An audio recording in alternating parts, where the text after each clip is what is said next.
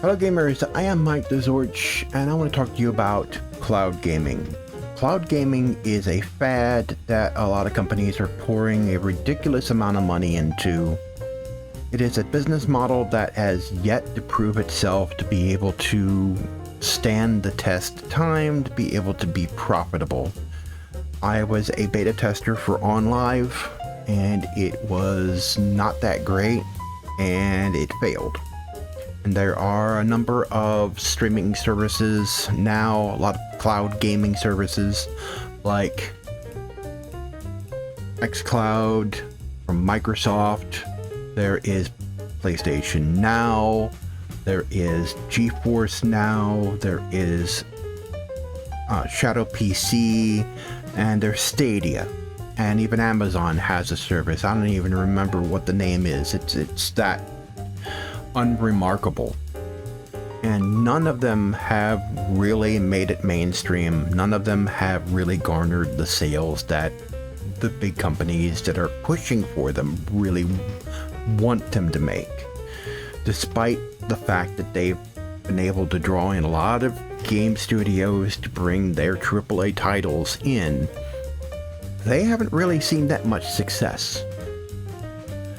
And one of the big reasons, and this is something that a lot of the big proponents and fanboys of cloud gaming don't get, is that if you have a great experience with cloud gaming, and congratulations, you're part of the 1% who happens to live relatively close to the data center and has a really good internet connection.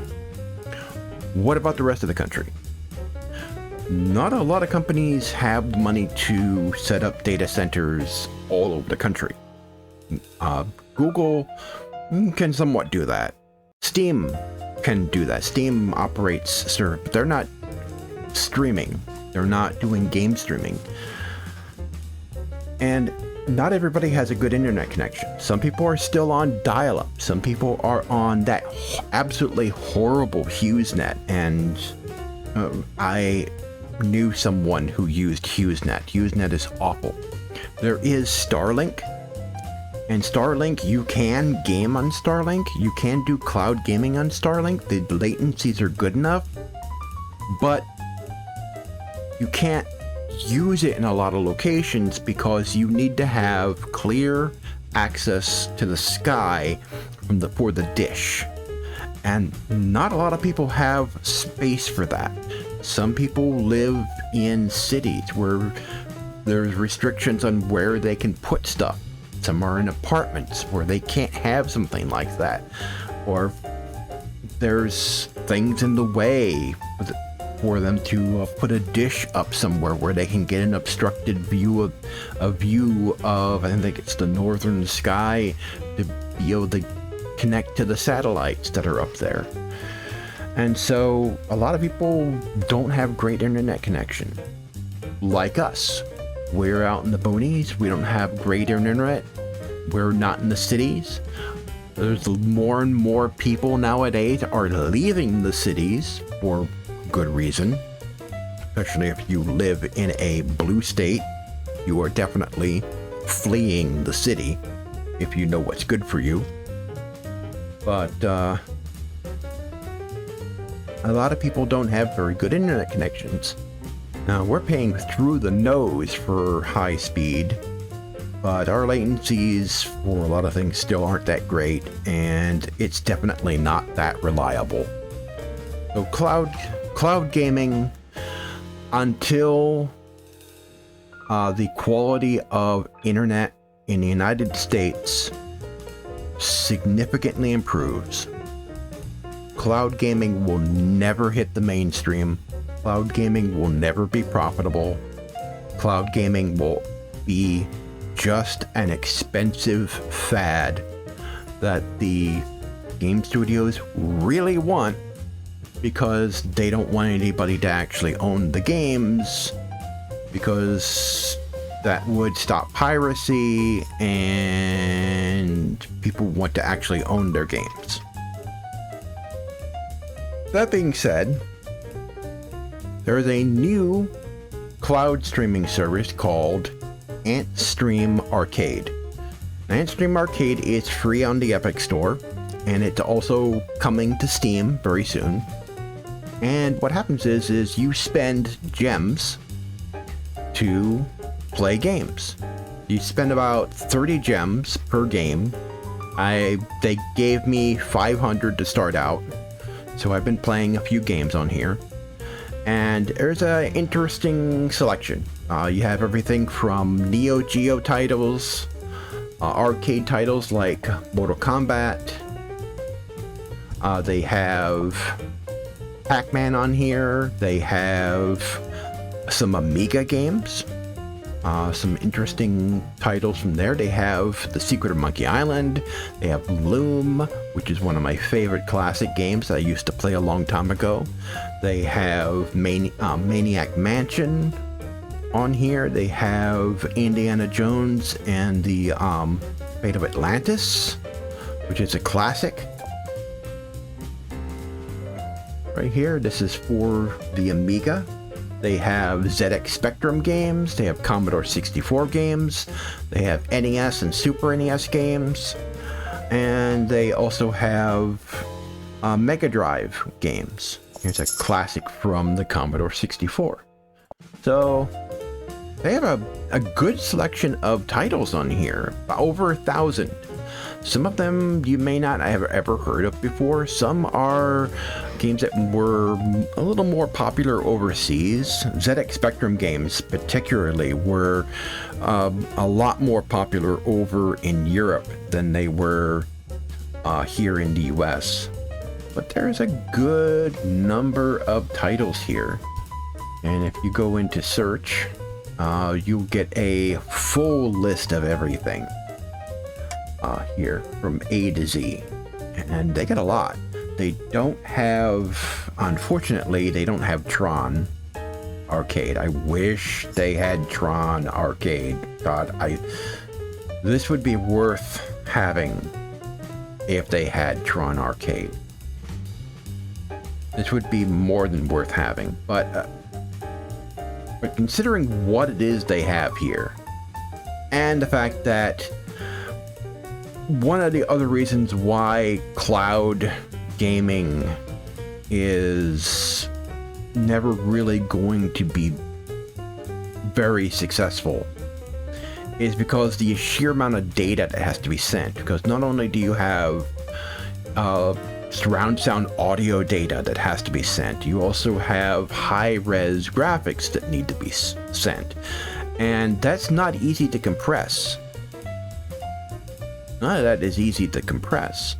And so you're sending a lot of data through the internet to another PC, and then you're sending your control data back at the same time. Not everybody in the US has an internet connection that's good enough for that. Now this, don't know what the compression they're using. It's not the best compression, but the latencies have not been too bad in playing the games through this service. It hasn't been too bad. It's actually been pretty good. I played a few games, as you can see. So, it's actually not that bad. Now, you do have to buy gems to spend to play the games. There is no fee to sign on. It's not like the other services where you have to buy the games. You, well, technically you are buying the games, and you're paying more and more on them as you spend your gems. But they do have a yearly thing for $39.99. That's a bit expensive. And it's not a subscription. It's just a package you pick up, and it gives you access to everything. So it's a little iffy. I wouldn't say that it would be it. I would have to say, and this is a rarity. This one's a rare one. Revenge of the Mutant Camels. Wow. I wouldn't say that there wasn't an audience for something like this. In fact, I would say there is. If you're into retro gaming, the fact that you just pay a one-time thing for an entire year and you get access to a ton of retro games, and you know, they may add more retro games over time. And you know, the latencies are not that bad on here because they're not having to send as much raw data through for the video. I don't know how many data centers they have. From looking at the settings, it looks like they have a few, but not an enormous number.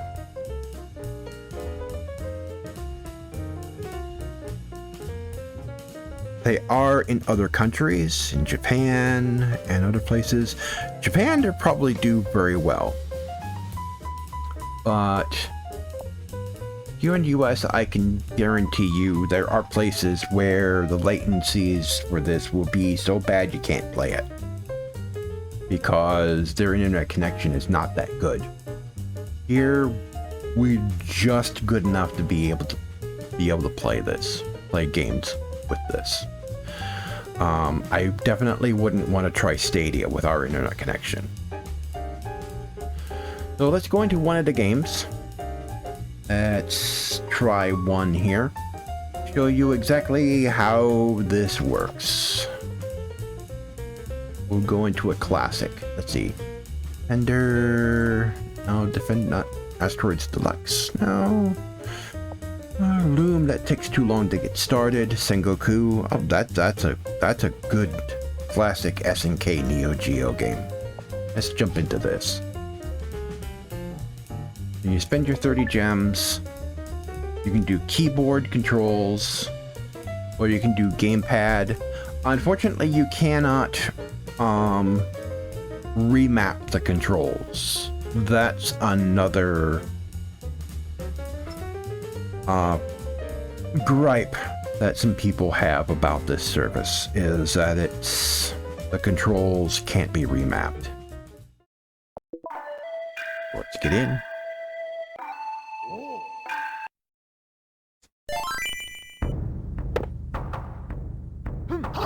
This was one of my favorite arcade games. Me and my friends used to go to the arcades. Ah, yes, the dual swords.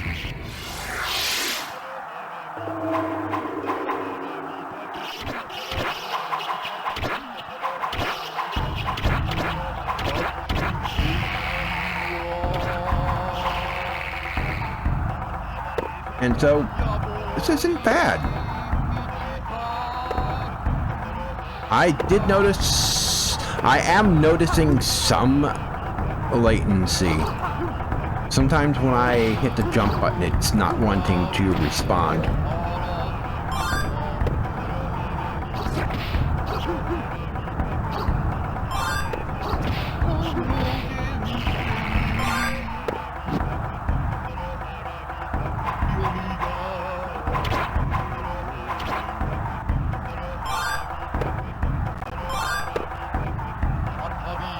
And there was some hitching there.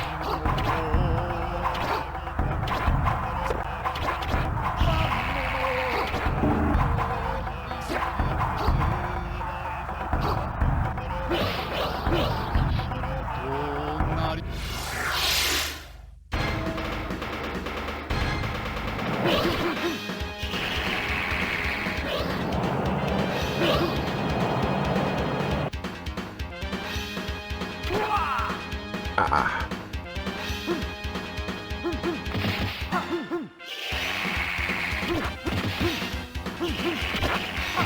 Ah.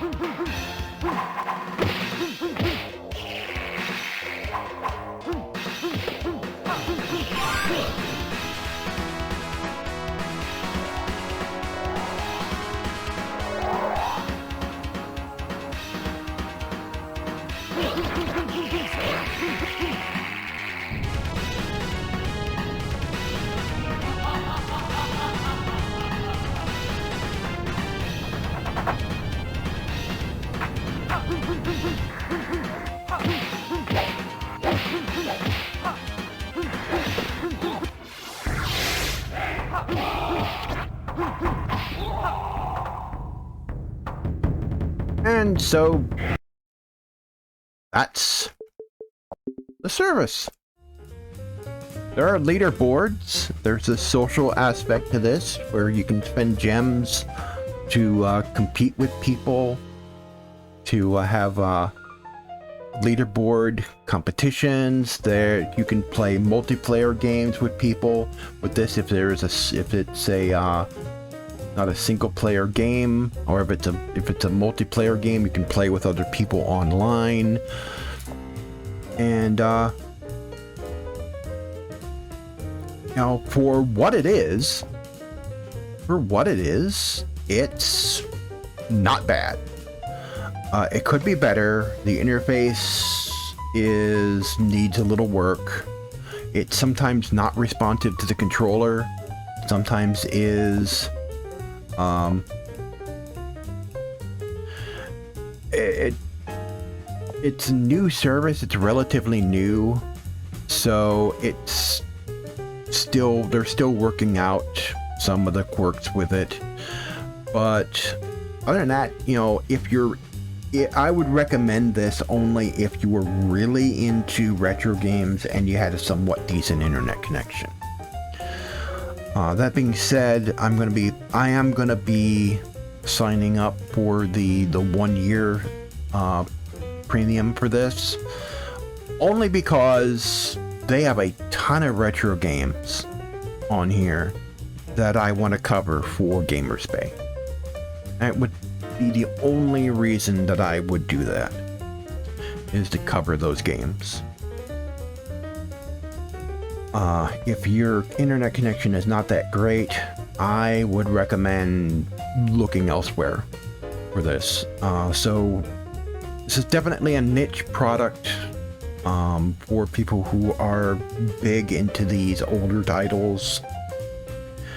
And again, as I said, as I need to restate this, cloud gaming right now, with the current state of our internet connection, cloud gaming is just a fad.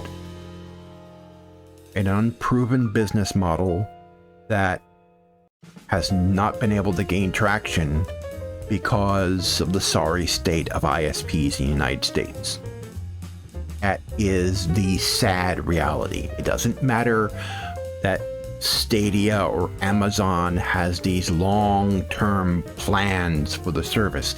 Doesn't matter how many AAA titles they're able to sign on, how many studios they were able to sign on. None of that matters.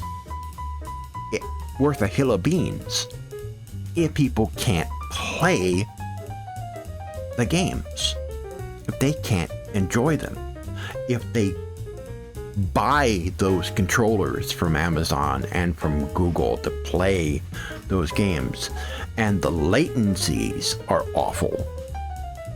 If the latencies are awful, then no one's gonna use the service, and that's why those cloud gaming services really aren't gaining traction. It's because a lot of people just don't have internet connections that can do it. And that's going to hold them back.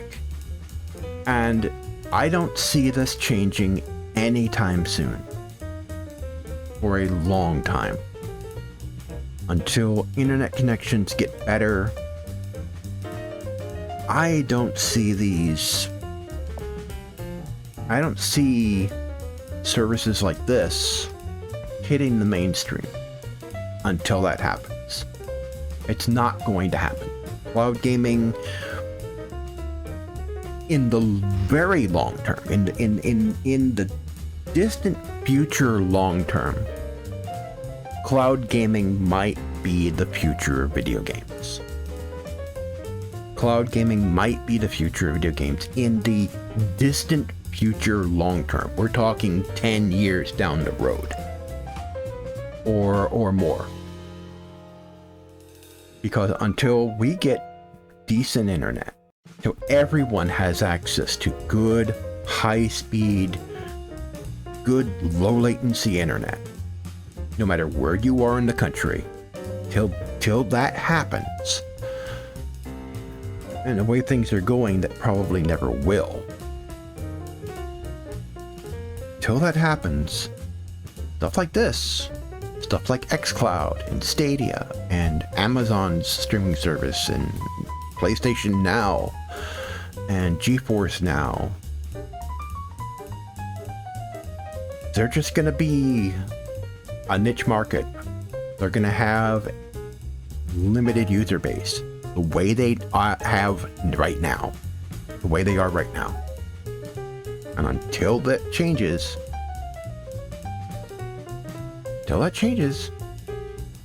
cloud streaming, cloud gaming will be just a fad. Anyway, I've been Mike TheZorch. Thanks for watching, and I'll see you guys next time.